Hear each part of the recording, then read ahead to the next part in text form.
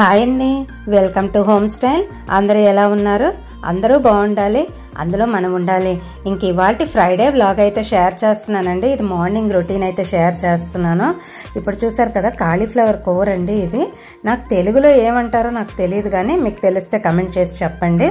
ఈ cauliflower curry మేము onion మసాలాతోనే చేసుకుంటూ ఉంటాము. ఎందుకంటే నాకు దేంతో చేసినా కూడా ఈ ఆనియన్ మసాలాతో చేస్తేనే రుచిగా ఉంటుందని అనిపిస్తూ ఉంటుంది. ఆనియన్ మసాలా అంటే ఏం లేదండి, ఉల్లిపాయలు రుబ్బేసుకుని అల్లం వెల్లుల్లిపాయలు ధనియాలు అన్నీ కూడా ఒకేసారి గ్రైండ్ చేసేసుకుని దాన్ని వేగించుకుని వేసుకుంటూ ఉంటాము. ఈ కర్రీ మాత్రం నాకు దాంతోనే బాగుంటుందని అనిపిస్తూ ఉంటుంది. ఇందులోనే బఠానీ కూడా వేసుకోవచ్చు. ఇంకా నేనైతే కర్రీ అయితే ప్రిపేర్ చేసేసుకుంటున్నానండి. కొంచెం దగ్గరికి పడిపోతే సరిపోతుంది. పాలైతే వచ్చాయండి, కాగబెట్టుకుంటున్నాను. కాగిపోయి పాలు, ఆవు పాలు అయితే బెస్ట్ అని అనిపిస్తూ ఉంటుందండి. ఎందుకంటే ఆవు పాలలో ఫ్యాట్ కంటెంట్ తక్కువ ఉంటుంది, ప్రోటీన్ కంటెంట్ ఎక్కువ ఉంటుంది. ఇప్పుడు చూసారు కదా, ఇంకా నాకు కాలీఫ్లవర్ గుమగుమలు ఆడిపోతుందండి. కొంచెం అల్లం వెల్లుల్లిపాయలు దట్టించి మనం వేసుకుంటే ఆనియన్ అంటే మేము ఉల్లి ముద్ద అంటూ ఉంటామండి ఈ సైడ్, అయితే మా సైడు దాన్ని దట్టించి వేసుకుంటే చాలా సూపర్గా ఉంటుంది. ఇంకా నిన్నైతే వడియాలు అవి పెట్టుకున్నాను కదండి, అవి కొంచెం ఆరిపోయి ఎండలో ఒక పళ్ళెల్లో వేసుకుని ఒక 2 ఎండలు అయితే ఉంచుదాం అనుకుంటున్నానండి. ఇప్పుడు ఎండల్లో పళ్ళెల్లో మొత్తం వేసేసుకున్నాను. నిన్న ఆరిపోయినవన్నీ నేను తీసుకుని ఇలా ఎండ అయిపోరు ఇక్కడ ఎక్కువే ఉందండి. ఈరోజు బాగా ఎండ ఎక్కువే ఉంది. ఒక ఎండ అయినా కూడా సరిపోద్దని అనిపించింది. చూసారు కదా, పెళ్ళపెళ్ళాడుతూ ఎలా వచ్చేసాయో. దీన్ని మనం కొంచెం ఎండలో 2 రోజులు నిలవ పెట్టేసుకుంటే నిలవ ఉంచుకోవచ్చు. మొత్తం వడియాలన్నీ నాకు ఇలాగ వచ్చాయండి. మన పనులు చూస్తే మనకే అనిపిస్తూ ఉంటుందండి, ఏంటి ఈ పనులకి తెంపు లేదా అని అనిపిస్తూ ఉంటుంది రోజు కూడాను. కానీ కొంచెం రిలాక్స్ అవ్వడానికి మాత్రం కొంచెం కోవిల్కి వెళ్తే బాగుంటుందన్న ఉద్దేశంతో ఇవాళ శుక్రవారం, అందులోనూ కార్తీక శుక్రవారం అండి. మనం సోమవారం ఎంత ఇంపార్టెంట్ అనుకుంటామో కార్తీక మాసంలో, అలాగే శుక్రవారం కూడా మనకి బాగా పూజలు అవి చేసుకుంటూ ఉంటారు. కార్తీక శుక్రవారాలు అవి కూడా లక్ష్మీదేవిని ఆరాధించినా సరే శివుడి యొక్క అనుగ్రహం పొందుతాము అని అనుకుంటూ ఉంటారండి. అలాగే కార్తీక మాసంలో 4 శుక్రవారాలు లేకపోతే సోమవారాలు ఇలా పూజ చేయడం మూలాన, నిలారాలు ఉండడం మూలాన ఆ లక్ష్మీదేవి యొక్క అనుగ్రహం అందరూ పొందుతూ ఉంటారని అంటూ ఉంటారు, నమ్మకం కూడాను. దానికోసమే ఇంకా కోవిల్కి అది వెళ్దాం అనుకుంటున్నానండి. చిన్న బ్యాగ్లో అన్ని పసుపు కుంకుమ అగరవత్తులు అన్నీ కూడా ఇలా సర్దుకొని ఇంకా పువ్వులు అయితే అక్కడే కొనేసుకుందాం అనే ఉద్దేశంతో ఇంకా బయలుదేరిపోయాను. సరే, కోవిల్ నుంచి అయితే వచ్చేసాను. ఇంక ఇడ్లీలు పెట్టుకుందామని ఉద్దేశంతో కోవిల్ నుంచి వచ్చాక వెంటనే ఇడ్లీలు, మీకు తెలుసు కదా మార్నింగ్ భోజనాలు అవి అయిపోయి కాలీఫ్లవర్ కర్రీ అయితే చేశాను. దాన్ని ఇంకా పొద్దున్న మార్నింగ్ అందరూ తినేసాక ఇంక ఇడ్లీ రుబ్బు అయితే ఉందండి. అందులో కొంచెం ఇలా ఉప్పు అది వేసుకుని మనం కలిపేసుకుని పెట్టేసుకుంటే చట్నీ చేసుకున్న వెంటనే వేడిగా పెట్టేసుకోవచ్చు అని ఇంకా ఉద్దేశంతో మొత్తం ఇంక ఇలా ప్రిపేర్ చేసుకుంటున్నాను. మనకి టిఫిన్స్లో ఏది ఈజీ టేస్టీ అని అనుకుంటే ఇడ్లీ అనిపిస్తూ ఉంటుంది, తేలిగ్గా జీర్ణం అయ్యేది. ఇందులో ఒక నూనె చుక్క కూడా మనం వేయం, అది కూడా మనకి బాగుంటుందని అనిపిస్తూ ఉంటుంది. నూనె లేకుండా మనకి టిఫిన్ ఏది ఉంది అని అనిపిస్తే ఇడ్లీయే అనిపిస్తూ ఉంటుంది. ఎక్కువ మంది ఇది రోజు ప్రిఫర్ చేయకపోయినా సరే, మనకి తేలిగ్గా ఉండాలన్నా సరే, మనకి తేలిగ్గా జీర్ణం అవ్వాలన్నా సరే, డైజెషన్కి కూడా ఇడ్లీ తింటూ ఉంటారు. రోజు తిన్నా పర్వాలేదని అనుకుంటూ ఉంటాం కదండి. ఒక్కొక్కసారి వారానికి 2 సార్లు అయినా సరే అయిపోతూ ఉంటుంది. అలాగే ఈరోజు ఇడ్లీకి సుబ్బయ్య చట్నీ చేద్దాం అనుకుంటున్నాను.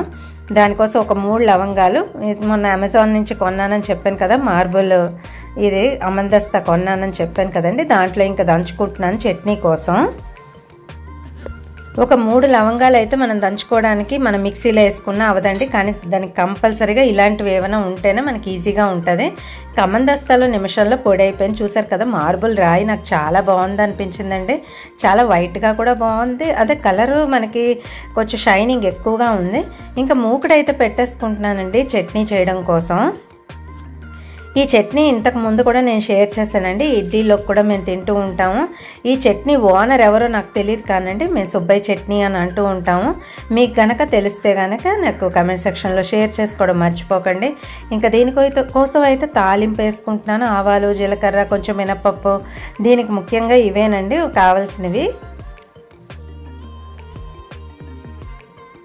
ఈ 3 కూడా మనం తాలింపు వేసేసుకోవాలి. కొంచెం నేనైతే ఇలా మొత్తం ఆవాలు చిటపళ్ళు ఆడినంత వరకు ఇంక ఉంచేసుకొని మొత్తం ఇంకా మనకు మినపప్పు అన్నీ కూడా గోల్డెన్ బ్రౌన్ వచ్చినంత వరకు ఉంచేసుకొని ఉల్లిపాయలు అవి వేసుకోవాలి. దీనికి పచ్చిమిరపకాయలు వేయక్కర్లేదండి. ఇన్ కేస్ మీకు పచ్చిమిరపకాయలు కావాలి అన్నా కూడా వేసుకోవచ్చు, కానీ కొంచెం టేస్ట్ మారిపోతుంది. పచ్చిమిరపకాయలు వేయకుండా చేస్తేనే మాకు మా అత్తగారు టేస్ట్ వస్తుందని అనిపిస్తూ ఉంటుంది. ఇలా ఎప్పటి నుంచి అలవాటు అయిపోయిందండి. ఇప్పుడు కొంచెం పసుపు ఉప్పు వేసుకొని ఉల్లిపాయలు బాగా ఫ్రై అవనివ్వాలి. ఎప్పుడైనా ఉప్పు పసుపు తొందరగా వేసుకుంటే ఉల్లిపాయలు బాగా ఈజీగా తొందరగా మగ్గిపోతుంది. అందులో ఏగడానికి కూడా టైం తక్కువ పడుతుందని అనిపిస్తూ ఉంటుందండి. మనకి పసుపు ఉప్పు వేయగానే ఇలా మొత్తం ఉల్లిపాయలన్నీ ఫ్రై చేసేసుకోగానే మొత్తం వేగించుకొని మనం కొంచెం మగ్గిపోగానే మనం ఇందులో ఏమేమి చేస్తాను అన్నది ఇంతకుముందు లాగ్స్లో కూడా నేను మీకు షేర్ చేశాను. కాకపోతే చాలా ప్రాంతాల్లో ఈ చట్నీ తెలియదు. దీన్ని రకరకాలుగా పిలుస్తూ ఉంటారు. కొంతమంది బొంబాయి చట్నీ అంటారు, కొంతమంది రకరకాల పేర్లతో పిలుస్తారు. కానీ మా ప్రాంతంలో మాత్రం ఇది సుబ్బయ్య చట్నీ అని ఒక ఇది నానుడు అయిపోయిందండి.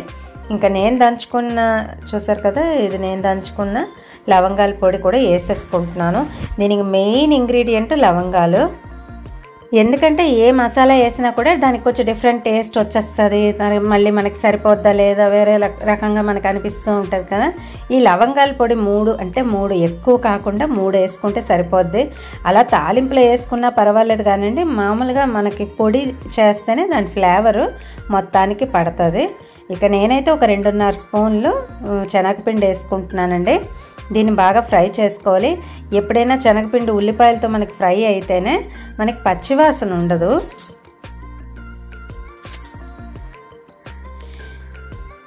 తొందరగా మనకి శనగపిండి అయితే ఫ్రై అయిపోద్దండి. ఎందుకంటే మనకి ఏదైనా కూడా ఫ్రై చేసుకుని మనం నీళ్ళు పోసుకుంటేనే ఉండలు కట్టడం కూడా కట్టదు. తర్వాత మనం ఒక్కొక్కసారి పిండి కలిపి పెడుతుంటాము, మసాలా పూరి అది చేసి కూర అది చేస్తాం కదా, దానికి మనము నీళ్ళల్లో కలిపేసి వేస్తూ ఉంటాం. కానీ దీనికి మాత్రం మేము ఇలాగే వేగించుకుని వేయడం వలన పచ్చివాసన ఉండదు. కొంచెం కారం వేసుకుంటున్నాను. 1 స్పూన్ కన్నా ఒక్క పెసరు ఎక్కువ వేసుకుంటున్నానండి. కారం ఎక్కువ తక్కువ మనం చూసి ప్రతి దీంట్లోనూ మనం చూసి కలుపుకోవచ్చు. మనం కావాలి అని అనుకుంటే కొంచెం వేసుకోవచ్చు. కాకపోతే ఈ రంగు వచ్చినంత వరకు మాకు సరిపోద్ది. కారం కూడా నేను రుచి చూడనండి, రంగే నేను చూసుకుంటాను. ఉల్లిపాయల్లో కలిసినప్పుడు కానీ శనగపిండిలో మనం కారం వేగించినప్పుడు కానీ నాకు రంగు తెలిసిపోతూ ఉంటుంది. దాన్ని బట్టి నేను వేసుకుంటాను ఎక్కువ తక్కువను. ఇప్పుడు నేనైతే ముందే చింతపండు అయితే నానబెట్టుకుని ఉంచుకున్నాను. కొంచెం ఆ నానబెట్టుకున్న చింతపండు రసాన్ని ఇందులో మనం వేసేసుకోవడమే. చాలా చిన్నదండి, ఎక్కువైతే మళ్ళీ పులుపు వచ్చేస్తుంది. మరి పులుపు మనకు తెలియకుండా ఉన్నంత వరకు మనం చింతపండు వేసామా లేదా అని డౌట్ మనకే వచ్చేటట్టు వేయాలండి. అప్పుడే టేస్ట్ బాగుంటుంది, లేకపోతే పుల్లగా అయిపోద్ది చట్నీ. ఇంకా నేనైతే మొత్తం నీళ్ళవి ఇలా వేసేసుకొని కొంచెం మా వారు ఈరోజు పల్చగా కావాలి అన్నారండి. కొంచెం తిక్కుగా కన్నా పల్చగా చెయ్యి అన్నారు. అందుకు కొంచెం నీళ్ళు ఎక్కువ వేసుకుంటున్నాను. ఎందుకంటే ఇది మన పిండి ఉండడం వలన మనకి కొంచెం మరుగుతే మనకి బాగా చిక్కపడిపోద్దండి. ఎక్కువ చిక్కపడిపోవడానికి కన్నా ఇలా పల్చగా ఆయనకి ఇష్టం అని అంటూ ఉంటారు. అందుకే ఈరోజు కొంచెం పల్చగానే ఎక్కువ నీళ్ళు వేసే చేస్తున్నాను. ఎందుకంటే ఇది ఒక 2 మరుగులు మరగ్గానే మనకి బాగా చిక్కబడిపోతూ ఉంటుంది. మరీ చిక్కబడినా బాగోదండి, మరీ పల్చగా ఉన్నా బాగోదు. దీనికి కొంచెం టైం తీసుకుని ఒక 5 మినిట్స్ ఇలా మరుగుతుండగానే మనకు తెలిసిపోతూ ఉంటుంది. కొంచెం చూసుకొని ఉల్లిపాయ ఉడికిందా లేదా అని పక్కన పెట్టేసుకున్నానండి. మరుగుతుంది అదైతే. ఇంక ఈ లోపల ఇడ్లీలు పెట్టేసుకుందామని మొత్తం ఇంకా రేకులన్నిటిలోనూ నెయ్యి వేసుకుంటున్నాను. నెయ్యి వేసుకుంటే మనకి ఇడ్లీలు అంటుకోకుండా వస్తుందండి. అలాగే మనకి నెయ్యిలో ఇడ్లీ పిండి ఉడికినప్పుడు మనకి ఫ్లేవర్ బాగుంటుంది. దానికోసం ఇంక అన్ని రేకులకి ఇలా నెయ్యి రాసేసుకుంటున్నాను. ఇప్పుడు ఇలాగే ఆవు నెయ్యి అయినా కూడా మనం వాడుకోవచ్చండి. ఆవు నెయ్యి ఏమో మిస్ అయిపోతున్నానని అనిపిస్తుంది, ఎందుకంటే తెచ్చుకోవడం లేదు. ఈ గేదె నెయ్యి అలా వాడేస్తున్నాము. మనకి ఆవు నెయ్యి అనేసరికి కొంచెం ఇంకా సువాసన ఎక్కువ ఉంటుందని అనిపిస్తూ ఉంటుంది. అలాగే ఫ్యాట్ కంటెంట్ కూడా 0% ఉంటుందండి. మరి ఇవన్నీ కూడాను మనం చేసేటప్పుడు ఈ నేతితో ఏదైనా ఎక్కువ మనం తినాలన్నా, ఎక్కువ చేసుకోవాలన్నా, స్వీట్స్లో యాడ్ చేయాలన్నా ఆవు నెయ్యే బెస్ట్ అని అనిపిస్తూ ఉంటుంది. ఎందుకంటే మాకు నెయ్యి వాడకం ఎక్కువ అని మళ్ళీ అనిపించే చోటు ఏదంటే ఇడ్లీ, మళ్ళీ స్వీట్ అండి. ఎందుకంటే స్వీట్లో ఏదైనా వేగించుకుంటూ ఉంటాం, ఇడ్లీకి అయితే పైన వేసుకుని తింటూ ఉంటాం. అలాగే కారపొడిలో వేసుకుంటాం. అన్నిటికీ కూడా నెయ్యి ఎక్కువ వాడుతూ ఉన్నప్పుడు మనకి ఆవు నెయ్యి బెస్ట్ అనిపిస్తుంది.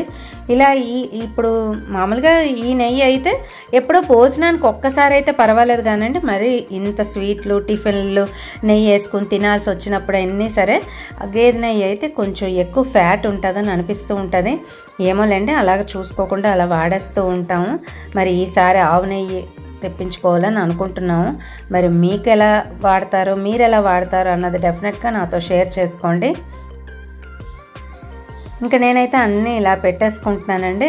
అన్ని రేకుల్లోనూ ఆవిరి కుడుములని ఉంటుంది కదండి, అది కూడా సూపర్గా ఉంటుందండి, చాలా బాగుంటుంది. ఆవిరి కుడుకుతూ ఉంటాయి. నేను నిన్న చెప్పాను కదా దాకలో, ఆ దాకలోనే గుడ్డ పైన కూడా మనం ఉడకపెట్టేసుకొని ఒకటి అలా తీసుకుంటూ ఉంటే కూడా బాగుంటుంది. ఎందుకంటే దలసరిగా ఒకటే వస్తుంది. ఏమోనండి, ఇప్పుడు ఈ పనుల్లోనూ దీంట్లోనూ ఎంత తగ్గించుకుంటే అంత మంచిదని అనుకుంటూ ఒకేసారి ఇలా రేకులు పెట్టేసుకుంటున్నాం కానండి, అప్పుడు ఎంతమంది ఉంటే అంతమంది అండి ఆ దీంట్లోనే ఆ దాకలోనే మొత్తం ఉడకపెట్టుకుంటూ ఉండేవారు మా అత్తగారు. 2 దాకలు పెట్టేసుకుని 2 దాకల్లోనూ 2 ఇడ్లీలు వేసేసుకుంటూ ఉండేవారండి. ఒకటి తీసాక ఒకటి తీసాక ఒకటి. ఏమో ఇప్పుడు కొంచెం మనకి రేకులు వచ్చాక ఇలా ఇడ్లీలని ఇలాగే అలవాటైపోయి తప్ప ఆ దాక కుడుము అంటే నాకు చేసుకోవడం కూడా అవడం లేదండి. ఇప్పటికీ మా వారైతే దాక కుడుమే కావాలి అని అంటుంటారు, అదే ఇష్టపడుతూ ఉంటారు. ఎందుకంటే తిన్నంత వరకు కూడా ఆ కుడుము వేడిగానే ఉంటుంది. ఇది వెంటనే చల్లారిపోతుందని అంటూ ఉంటారు, అది వేడిగా ఉంటుంది. మనం తినేంత వరకు కూడా చాలా దలసరిగా ఒకటే పెద్దది వస్తుంది కాబట్టి ఒకటి తిన్నా చాలు, కడుపు నిండిపోద్దని అన్నట్టుగా ఉంటుందండి. మరి మీ ప్రాంతంలో ఎంతమంది దాక కుడుము తెలుసు అన్నది నాకు డెఫినెట్గా కమెంట్ సెక్షన్లో షేర్ చేయండి. ఇంకా నేనైతే ఈ ప్లేట్లన్నీ కూడా ఇంక ఇలా పెట్టేసుకుంటున్నాను.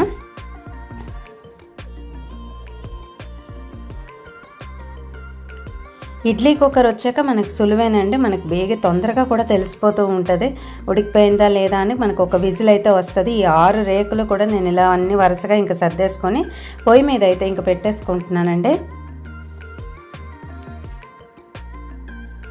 విజిల్ అంటే మనకి చిన్న లైట్గా ఒక సౌండ్ వస్తుందండి. ఆ విజిల్ని బట్టి మనం ఉడికిందా లేదా తొందరగా తీసేసుకోవచ్చు. ఒక అరగంట మనం ఉంచితే చాలండి. ఒక 10 నిమిషాలు పెద్ద మంట, కొంచెం ఎక్కువ పెద్ద మంట పెట్టినా మళ్ళీ పైకి వచ్చేస్తూ ఉంటాయి నీళ్లు. అందుకని కొంచెం సిమ్లో పెట్టి తర్వాత కొంచెం మీడియం ఫ్లేమ్లో పెట్టాక తర్వాత సిమ్లో పెట్టేసుకుంటే మనకు ఒక 20 నిమిషాలకే ఒక సౌండ్ అన్న దానిలాగా వస్తుందండి, విజిల్ సౌండ్ లాగే వస్తుంది. అప్పుడు మనం చూసి మనం ఎలా అన్నం అయితే ఆర్పేసుకుంటామో అన్నం ఉడకపెట్టుకున్నప్పుడు పెద్ద కుక్కర్లో ఇది కూడా అలాగే ఆర్పేసుకుంటే 10 నిమిషాల్లో మనకి అయిపోతుందని అనిపిస్తూ ఉంటుంది. ఒక 5 నిమిషాలకే మనకి విజిల్ లాగా వచ్చేస్తే మనం సన్నమంట చేసేసుకొని ఒక 20 నిమిషాల లోపు మనం ఉంచుకుంటే సరిపోద్ది. మనకి ఏమైనా డౌట్ ఉన్నా ఒక 5 నిమిషాలు అటు ఇటు ఉంచుకుంటే సరిపోద్దండి. వేడిగా ఇడ్లీలు కావాలంటే అప్పటికప్పుడు ఇలా తయారు చేసుకుంటే చాలా సూపర్గా ఉంటుంది. ఇంకా నాకు చట్నీ అయితే రెడీ అయిపోయింది, ఇడ్లీలు కూడా నాకు రెడీ అయిపోయింది. ఇంకా సర్వింగ్ ప్లేట్లోకి అయితే తీసేసుకుంటున్నాను. ఫైనల్ టచ్ అయితే నేను చట్నీకి అన్నీ చూసేసుకుని ఇంకా ఉప్పు అన్నీ చూసేసుకుని కారం అది కూడా నాకు రంగుని బట్టే తెలిసిపోతూ ఉంటుంది, ఎక్కువైనా తక్కువైనా. ఇంకా నేను సర్వ్ చేసేసుకుంటున్నాను. ఈరోజు మీకేం బ్రేక్ఫాస్ట్ అన్నది తప్పకుండా షేర్ చేయండి. చూసారు కదా, నెయ్యి అయితే ఇడ్లీ పైన వేసుకుని తింటే చాలా సూపర్గా ఉంటుందండి. ఏ టిఫిన్స్లోనూ వేసుకున్న దానికన్నా నెయ్యి ఇడ్లీలో వేసుకుంటే మాత్రం కాంబినేషన్ అదిరిపోద్ది.